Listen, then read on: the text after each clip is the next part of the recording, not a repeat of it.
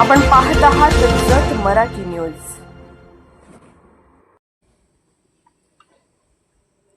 लाखो भाविकांचा महासागर, मुचंडीतील दरिदेव जकमा देवी यात्रेत भक्तीचा जल्लोष। महानैवेद्य दिवशी अभूतपूर्व गर्दी।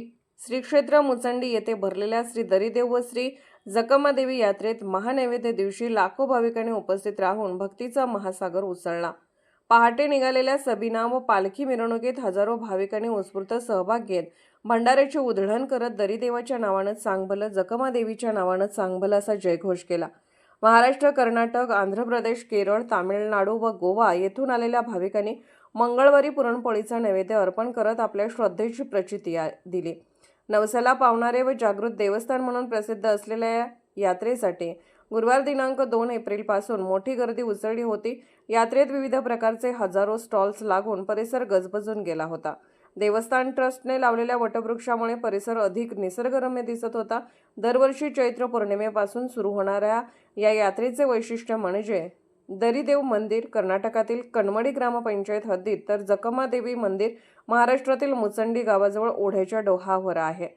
आख्यायिकेनुसार भावाच्या वियोगाने व्यथित झालेल्या जकमा देवीने येथे जलसमाधी घेतली होती। भगवान शंकर व माता पार्वती यांच्या कृपेने दरिदेव व जकमा देवी यांची सूक्ष्म भेट घडल्याची कथा सांगितली जाते।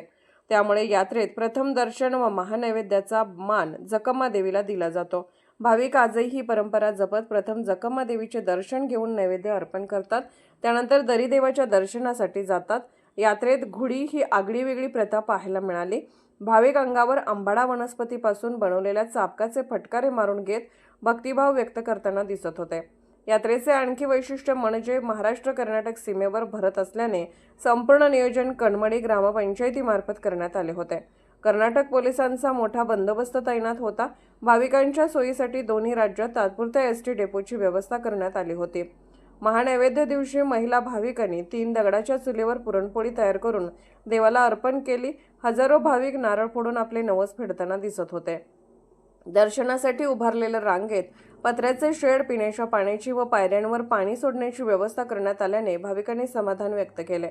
बुधवारी पहाटे दरिदेव व जकमा देवी यांच्या पालख्यांची भेट झाल्यानंतर भंडाऱ्याची व खारीक खोबऱ्याची उधळण करत जल्लोषात यात्रेची सांगता करण्यात आली। ही भव्य यात्रा यशस्वीपणे पार पाडण्यासाठी दरिदेव देवस्थान यात्रा समिती कणमडी व मुचंडी ग्रामस्थांनी मोठे परिश्रम घेतले।